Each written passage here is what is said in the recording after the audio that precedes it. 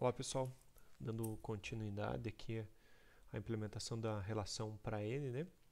Usando aqui como base o Laravel, né? Como ele implementa essa relação para N. Eu já fiz toda a implementação necessária, né? Para o funcionamento. Está aqui na PR, né? Setup one-to-N relationship between user and problems. E para a gente ganhar tempo nos vídeos, né, eu vou explicar quais foram as alterações necessárias no nosso projeto. Então, para fazer isso, primeiramente eu vou no VS Code e a primeira alteração necessária é no nosso banco de dados. Então, o nosso esquema do banco de dados, ele antes só tinha a tabela Problems, agora ele tem a tabela Problems e User, né, tinha as duas, mas não tinha relação. Então, o que eu coloquei? A tabela Users primeiro e a tabela Problems depois, porque agora um problema ele pertence a um usuário.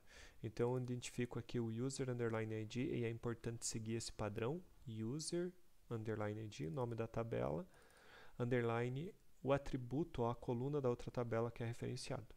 Então por isso o User ID, ele é um int not null e references users ID, né? A tabela users e a coluna ID e um delete cascade para remover todos os problemas caso o usuário seja removido. Além disso, foi precisado incluir essa opção do set foreign key checks como 0, né, que seria falso, para desabilitar as checagens de foreign keys, para ser possível aqui, por exemplo, dropar a tabela users, mesmo que ela tenha relação com problemas. E no final da SQL a gente ativa ela novamente. Então, para o DB reset funcionar tranquilamente. Aí o que a gente fez, pessoal? O que eu fiz, né? Vim aqui na tabela models e, por exemplo, aqui no problemas, ou melhor, vamos começar pelo usuário, né? Defini assim como Laravel. Se a gente até voltar aqui no Laravel para visualizar como que ele faz, ó. Um post tem vários comentários. Então percebam como ficou no nosso projeto. Eu fiz exatamente a mesma sintaxe, com a diferença que aqui eu passo a foreign key utilizada, que é a nossa user ID. Basicamente é essa a diferença. Poderia pegar esse valor automaticamente, poderia também, mas eu preferi fazer desse jeito que fica um pouco mais simples. O que esse método invoca? Ele invoca um método definido lá no model que se chama hasMany, que recebe aqui a classe da relação e a foreign key e retorna uma nova instância de hasMany passando o model, né, o model atual corrente pelo this, a relação e a foreign key. E lá no hasMany, o que a gente faz? No hasMany a gente define um construtor, ele é uma classe básica do PHP, que recebe esses 3 argumentos. E aí quando eu quero pegar todos, pessoal, a gente vai usar o nosso método where, que já foi definido nos vídeos anteriores, que recebe aqui uma array de chave valores, aonde eu quero a foreign key, no caso o user ID, seja igual ao ID do model passado como parâmetro, que foi passado por aqui. E aí o que ele montaria? Quem que é o related? O related, se vocês lembrar aqui no users, é o problem, é a classe problem. É o caminho todo para a classe problems, na verdade. Então, na verdade, essa linha, na verdade, em execução, ela se transforma nessa aqui. Onde a gente tem o ID, aqui digamos que venha um ID, passaria no caso 1. Então montamos de maneira automática o get. Então assim eu tenho todos os problemas de um único usuário, pela relação aqui usando o método get. Isso é importante, ó, só revendo aqui no nosso projeto, aqui tem todos os problemas do usuário fulano e aqui todos os problemas do fulano 1. Se eu registrar um novo para o fulano, um novo problema aqui para o fulano 1, ele pertence a esse, ó, pode ver que esse tem 1 de 1 e esse continua tendo aqui seus 100 registros de problema.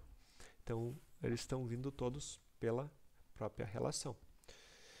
Que mais de métodos que a gente tem aqui no hasMany? A gente tem aqui o new, no caso, quando eu preciso criar já uma relação com um problema com a relação, né? Que foi o que a gente fez aqui, né? Registrar o problema, vou passar os dados do problema, ele vai criar já com a relação do problema do usuário corrente, né? E isso diz respeito a como ficou o controller também, para a gente entender. Então, o controle de problemas, ó, o new, ele pega aqui this current user, o usuário corrente, problems, aí eu tenho com os parênteses, new, para me criar um novo problema para esse usuário corrente. Então, isso quer dizer que o problema já vai vir com o ID do usuário corrente. A gente pode até testar aqui, para vocês visualizar. Eu vou dar um DD no problem, e a gente vai perceber que esse problem, ele já tem o ID aqui do usuário corrente, né? Então, o user ID que é o 2. Então, assim eu já consigo pré-definir as relações com esse método hasMany retornado. Então, esse é o do new. Eu posso também usar o new para passar uma array de parâmetros, como aqui, né? Para vir com todos os parâmetros, né? Se a gente olhar aqui no hasMany, ele pode aceitar parâmetros, que pode ser vazio por default ou uma array de parâmetros, né?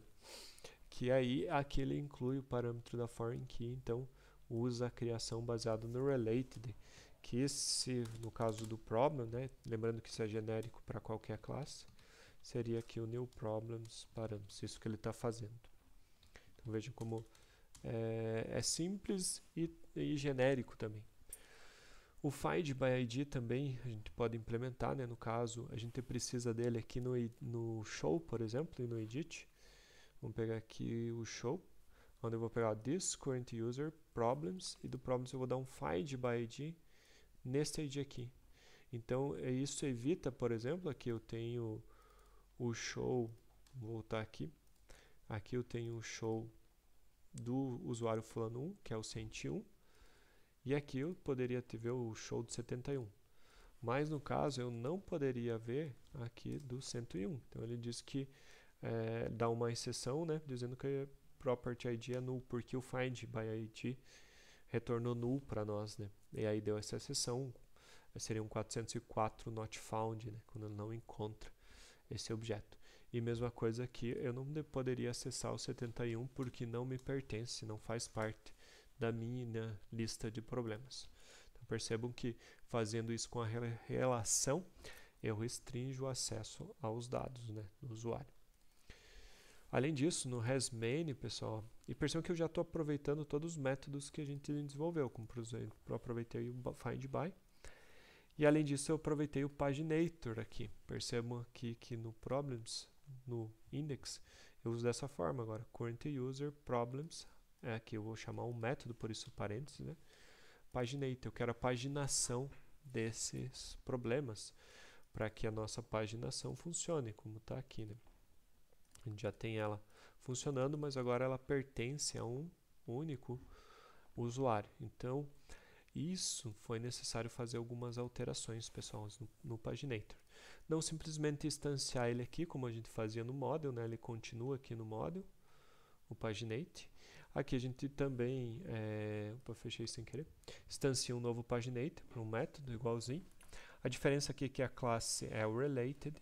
A tabela agora eu pego no método estático table e as colunas também no método estático columns, que estão definidos aqui no modelo, né? Na nossa classe model base, né? Que basicamente elas retornam, deixa eu pegar aqui, o atributo table e o atributo columns para a gente poder utilizar. E adicionalmente eu coloquei no paginator, né, algumas condições, porque agora eu tenho que definir que condições para esse paginator. Antes ele paginava tudo, né? Então se eu não tiver essas condições, aí sim, posso até comentar para vocês visualizar, ele vai trazer todas para todo mundo, né? Trazer todos os problemas para todo mundo. Mas a verdade é que eu quero restringir por usuário.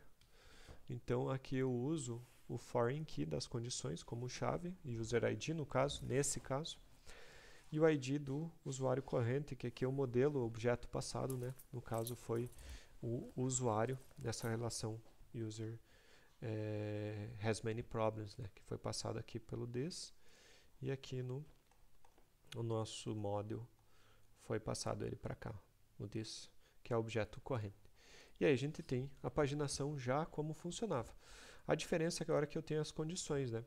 Então as condições, o que eu fiz? Eu modifiquei o nosso paginator para ele ter as condições. Então basicamente aqui no build da SQL eu fiz um método chamado buildConditions, porque eu preciso dele para gerar as restrições, os registros, né, carregar os registros. Eu também preciso dele para fazer o count de quantos registros tem. Então eu fiz esse buildConditions, né, que para definir as condições necessárias para quando elas existirem, no caso, né. Então aqui o buildConditions, ele verifica se foi passado as condições, né, porque ela pode ser que venha default vazio, né, se ela existir, se ela não for vazio, né. Então se ela não for vazio, eu continuo, se for vazio eu retorno vazio e não acrescento nada no SQL. Mas se ela não for, aí sim eu monto a SQL baseado nessas condições, aqui usando a cláusula AIR e o END.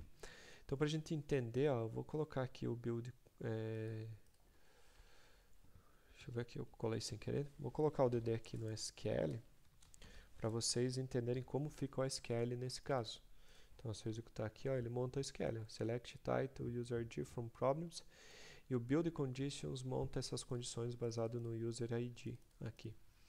E depois basta aqui a gente fazer o bind, né? E aí a gente vai fazer o bind value do limit, do offset, que já são pertencentes, e das condições eu também criei um bind condition, porque elas são necessárias tanto aqui no load totals, né, conditions, build conditions e bind conditions, né, para fazer o bind do value pelo parâmetro. E o bind value basicamente recebe o statement e faz o for pelas condições, pegando a chave como o parâmetro da SQL e o valor sendo o valor desse index da coluna, vai como sendo o value lá da nossa SQL. E assim a gente tem as condições no paginator também. Então dessa forma ele fica bem, fica genérico ainda e comporta também a relação aqui 1 para n. E assim, pessoal, além dessas alterações aqui no REST-main, foram feitas relações aqui inversas, né, do problems, né, ele pertence a um problem, ele pertence a um usuário.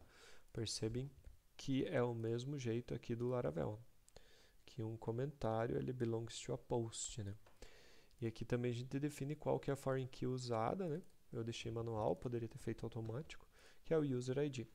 E no caso aqui o problema também tem que pôr o user ID nas columns para a gente ter esse valor e carregar automaticamente. Mas percebam que para as relações de vocês não vão precisar reimplementar, vocês vão definir esses métodos tanto na relação 1 para n, nesse caso, né, o user tem n problems ou o problema pertence a um usuário. E no belongs to ele funciona igual.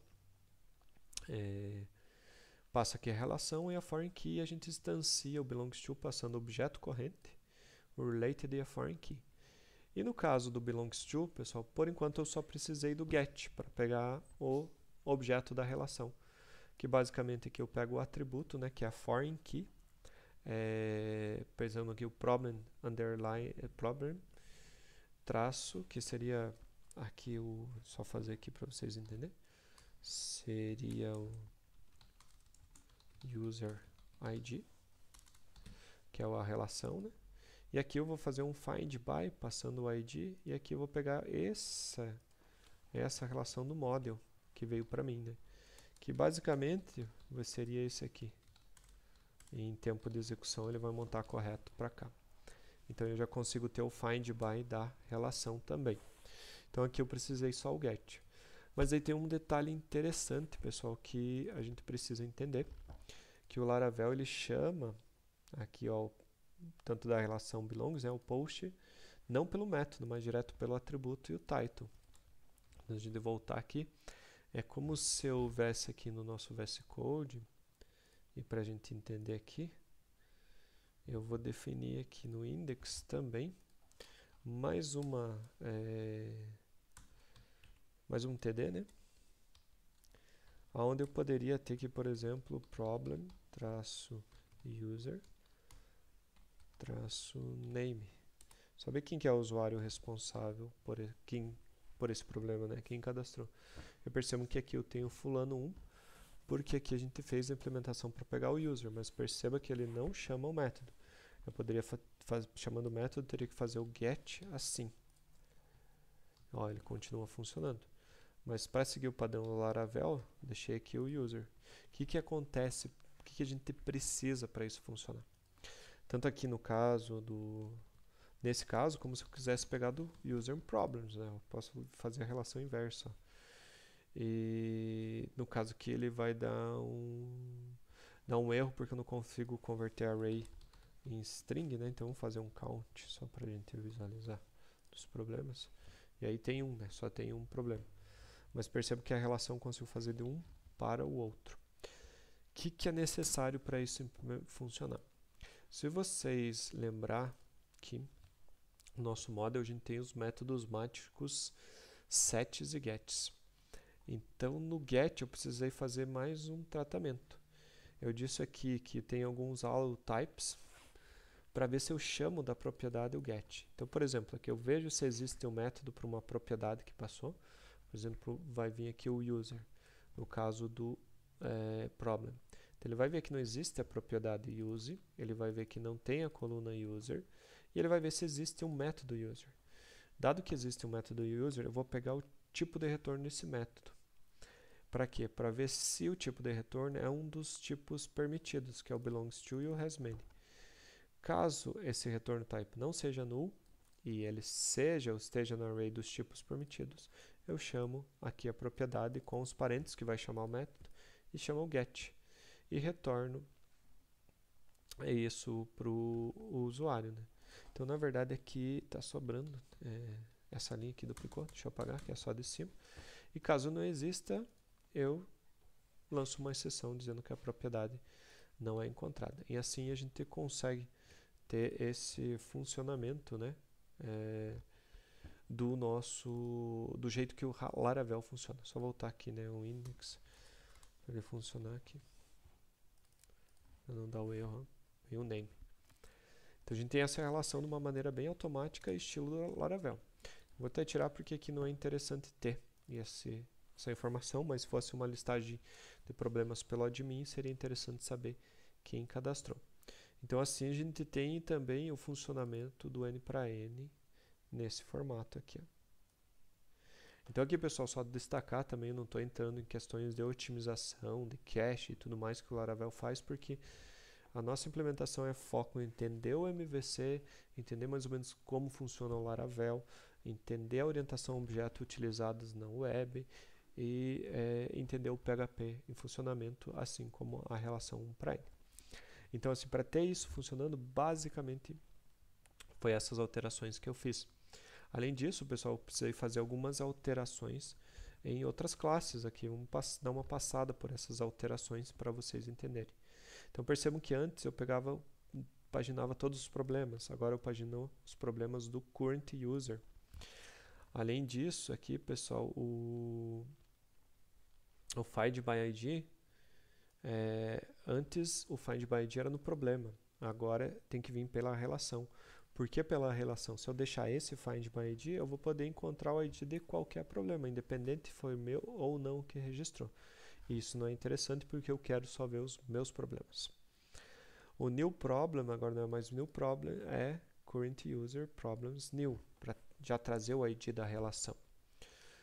Mesma coisa no create, aqui não é mais new problem, é this-current user-problems new, passando os parâmetros aqui relativos ao problema. O find by ID de novo, que a gente já visualizou. Novamente o find by ID, então fica todo restrito à relação e eu tenho segurança nesse caso que o usuário não vai ter acesso aos dados dos outros usuários. E no caso aqui o problema, agora ele tem a relação, né? Eu tive que adicionar aqui a nova coluna user ID e ele belongs to a user. Para a classe user, mesma coisa, só que aqui ele tem muitos problemas. Então usa a relação has many problems.